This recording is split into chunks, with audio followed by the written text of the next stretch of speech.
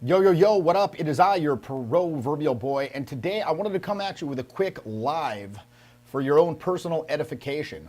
I just had a mentoring session, and one of the students asked me the following question. He said, Jeff, you've been doing this for a long time, you're doing this for about 20 years. What are the characteristics that you notice in students that succeed at this? Are there any common characteristics that you notice among people who actually get good at this stuff as opposed to those who kind of hack around at it for a while and maybe give up or bang their head against the wall repeatedly and never seem to get any better? Well, I thought about this for a second, and the answer was abundantly clear to me from the experiences I've had coaching over the past 2 decades. And I noticed that, and by the way, let me just preface this by saying, I've long ago given up on attempting to predict which students will do well and which students will not do well at the beginning of a program. Because very often you'll see, back in the day I'd say, okay, this guy's like a 6'3", jacked, relatively handsome by conventional standards person. He's probably going to do well. And then here you've got this other fellow who's like a scrawny, short dude who flew to the program from Pakistan and can barely speak English. And turns out, and this is a real, this isn't just a fictional situation, turns out 6'3" Jack dude was a complete coward, for lack of a better term, and the little fella who had traveled over, he ended up absolutely killing it and really making vast leaps in his skill over the course of the couple of days because he was just willing to do what was necessary. And again, like I said, I've been running these programs for 20 years, and I'm still running them, by the way. Taking a little break this weekend. However, I'm going to be in Tampa, Florida. So for those of you who aren't in Miami, Florida, you might be in Tampa, St. Petersburg, you wanted to take a program, you can sign up. The link's in the description below, jeffyinperson.com. Still got room on that program. Going to be in Austin, Texas at the end of the month. After that, I'm going to be in Las Vegas, Seattle. You can see the entire list of programs in the description here below. You can, again, go to jeffyinperson.com if you want to apply to be on one of these programs. It's literally the fastest way to shortcut your success. And that sounds like some cliche, but again, you can hack around and peck and hunt in the darkness, or you can get professional guidance. Again, your time is valuable. Don't be arrogant about this. If this is the year that you finally want to get this handled, come to a 20-year professional, and I will steer you in the right direction, give you a massive orientation and a massive boost of momentum, and you'll be well on the way to never having to think about this ever again. It will simply become ingrained as a part of who you are, and you'll be able to see someone you like in the environment, and it won't even feel like you're even doing anything anymore. All of a sudden, they'll just be drawn to you, and you can take it wherever you want to go. So again, jeffyinperson.com. But back to the question at hand here. The question was, what kinds of people, or what are the characteristics that you've noticed in your career are common in people who actually succeed at this? And really, there's 2 people that I've historically noticed when they come on the program tend to do very well. And number one, the first category of person is somebody who has succeeded in martial arts. So when I get a person on program and they say something like, I'm like, what are your hobbies? What are you into? Oh, well, I'm a purple belt in jiu-jitsu, or even something as simple as taekwondo. I have a black belt in taekwondo, which I've heard other martial artist friends of mine refer to it as taekwondo. I can't really speak to any of that. I'm not really well-versed in martial arts of any sort. However, I will say this. One thing that I have noticed is somebody who has succeeded in martial arts is likely to succeed in this endeavor as well. Now, let me tweak my settings here a little bit. It looks like a little laggy. But anyway, so why is that? Well, to put it pretty bluntly, in a pretty straightforward fashion, that person who has succeeded in martial arts, undoubtedly, they had to go through the process of walking into a dojo with 0 experience whatsoever under their belt, saying to the instructor, hey, I'm here, I want to sign up, I want to learn what you're teaching, and then subsequently had to go through the process of, for lack of a better term, getting their ass handed to them every single day for a matter of months. In other words, getting their face ground into the mat repeatedly, going up into these situations where they have literally no ability to defend themselves against what their sparring opponent or their training partner is doing to them. They're completely at the mercy, having no ability to respond offensively in any significant way, and essentially taking a massive blow to their pride and to their ego. And that massive blow to the pride comes from, it's very foundational, because if you think about it, pretty much every single guy on a certain level believes in their heart of hearts, without any evidence to support this, that if they really wanted to, they could beat someone in a fight. You know, you hear these guys who are completely untrained say stuff like, I could never take MMA because I would just see red and I would just go crazy. I would just go crazy and totally, incapacitate others. Well, is that true? Most likely not. And you often see this, some post on the internet where it's like random thug, redneck, cholo, whatever, idiot, drunk moron off the street comes into boxing gym and challenges the coach to a sparring match. And they have all this bluster and they think that, I get in street fights, I'm amazing. And then they just get completely picked apart in a methodical fashion by the coach, and they end up in like a blubbering heap on the ground. And the coach is just like, I told them. So again, it gives a lie to their belief that they're some, intrinsic badass. So again, to go through the process of being a white belt, getting your ass handed to you, it's to face up to the fact that you're not really capable of these things, right? It's a hit to the ego, and these martial artists, they have gone through that process. Now again, like I said before, most guys, they believe two things without any evidence. One, they could beat someone in a fight. Two, if they really wanted to, they could pick someone up. They could introduce themselves to a stranger at a party, and they could make that happen. They could make a romantic encounter happen. I mean, after all, they did it 12 years ago at the office party. They did it 12 years ago with Wendy at the office party. And that's like their maybe one frame of reference, or they were introduced to somebody or something like this. And of course, these very same people, when said, okay, well, go ahead, let's have a look let's see that right now. Like, oh no, I wouldn't want to do that. That's creepy. That's douchebaggery. And you see, for the vast majority of people, by their knee-jerk reaction, at the mere suggestion of not just getting good at dating, but at improving your ability to be charismatic, period, is rather visceral, and it's a knee-jerk reaction. Oh, that's stupid, that's silly, that's creepy, that's pathetic, et cetera, because to acknowledge otherwise would be to accept the fact that they are incapable of doing it themselves. So, again, these martial artists, they have gone through that process of breaking down the ego, of divorcing the ego from the immediate results, and learning to trust the process, and said, you know what, this sucks right now, but I understand, and I believe that these initial feelings of frustration and confusion are going to give way eventually to fascination. They're going to give way to addiction. I'm going to want to do it more and more as I begin to see the cumulative effects of the training take hold, and I begin to see the results manifest in my ability and my improved skill set. Okay, now I'm not getting my face completely grounded to the mat anymore. Now, when they do this, I know. Okay, I've been here before. I know how to counter this. Okay, or now maybe I can try an offensive move of my own. Oh, it worked, right? Oh shit! Now that's how it feels when it works. And then they want to go back and they want to do it more. But they had to learn how to slog through that initial pain period where they did not see result, and trust that process. So again, when somebody comes on the program and they say that they're an accomplished martial artist, I'm like, okay, so you have an inkling of what this is going to take. You understand what you're going to have to go through in order to get good at this particular skill set as well. You've been through that fire, you've proven yourself in that domain, and you're likely to be able to handle that concomitant period of frustration and confusion that's going to accompany learning this skill set, right? So again, you're going to have that ability to divorce the ego and just accept it is what it is, and again, slog through that initial pain period where they don't see a result. So that's number one. The second type of individual that I see that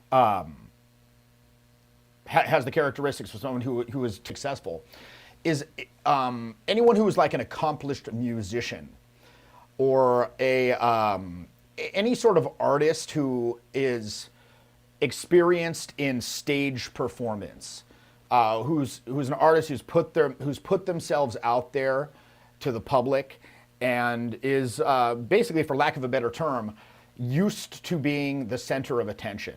They have been in situations many a time where they are the center of attention. They're comfortable with that spotlight being put on them.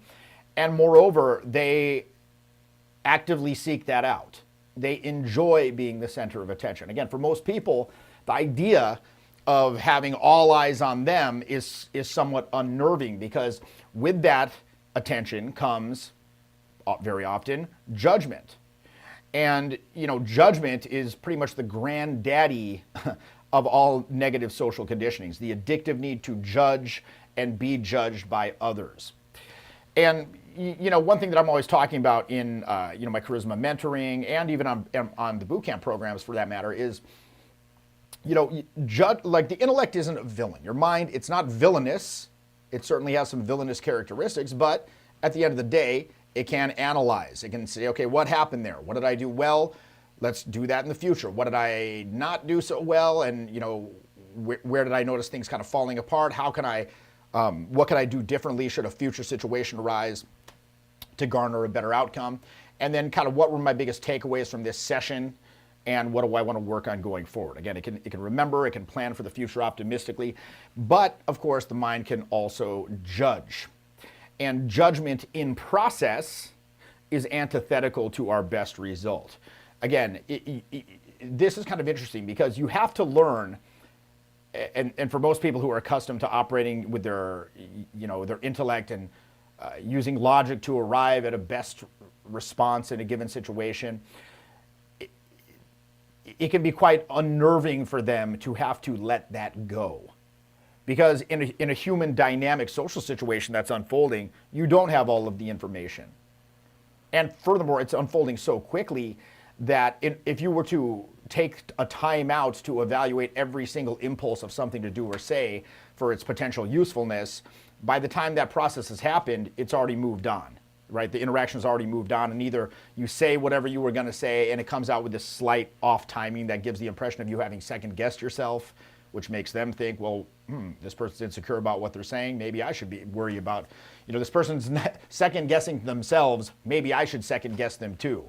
Or far more likely, the moment passes and you realize that the timing's off and you end up not saying anything. And now you have run out of things to say.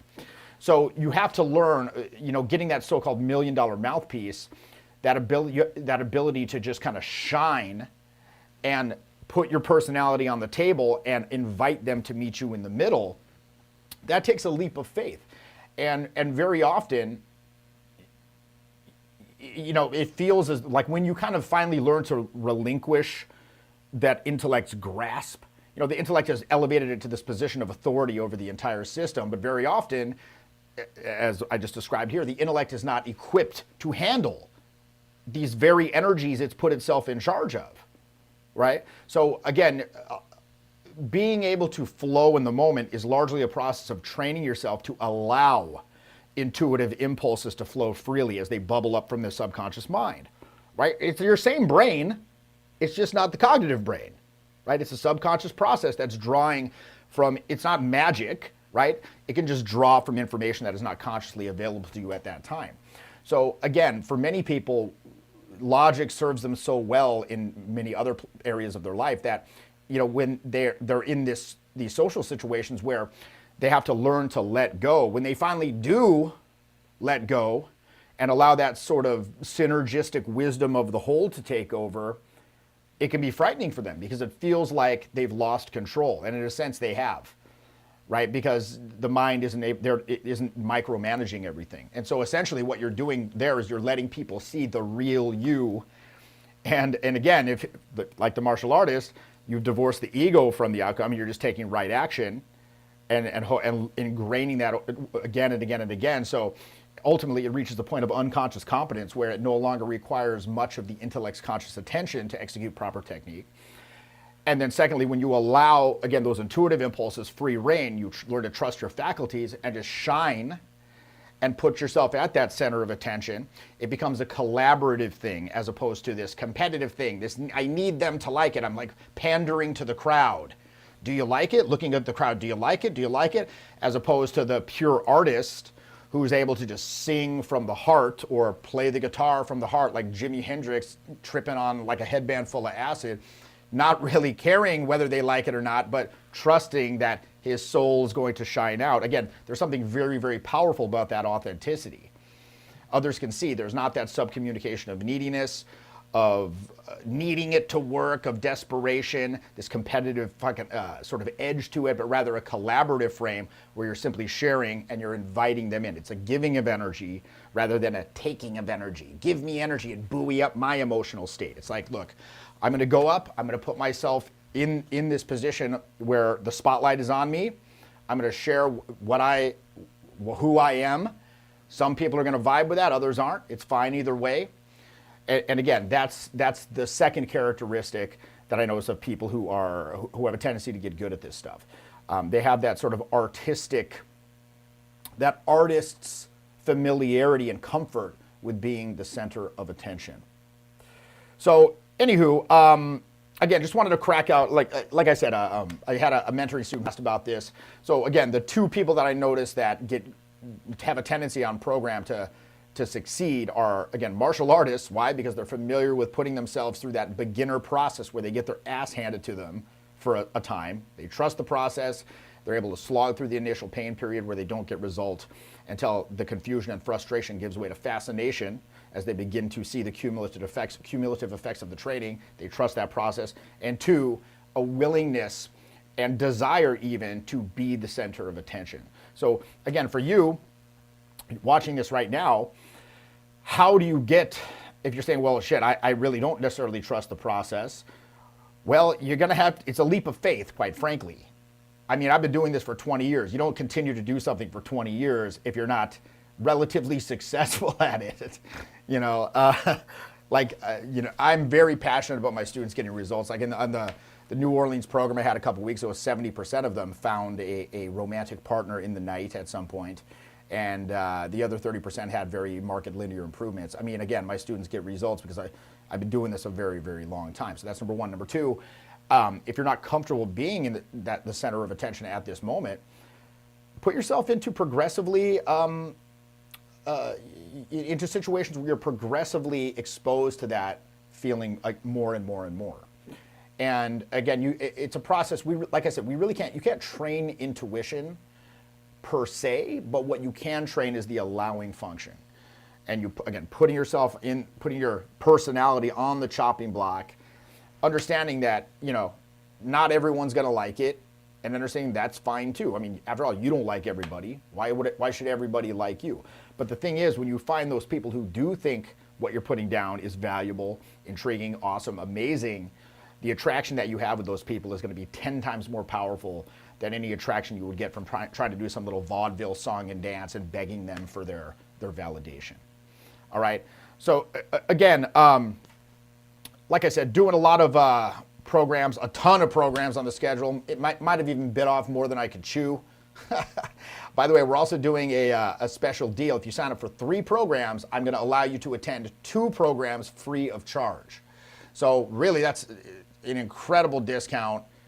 I mean, that's like a 50% off. And why would somebody want to take 5 programs? Well, frankly, all the best guys that I know took multiple programs. My buddy Derek, he actually took 7 programs, I believe, when he first started. There's like a lot of guys that just kind of want to like get it handled. Like, this is the year that I'm going to get this handled. So again, sign up for 3 programs, get 2 for free. You can see the full 2022 schedule in the description here.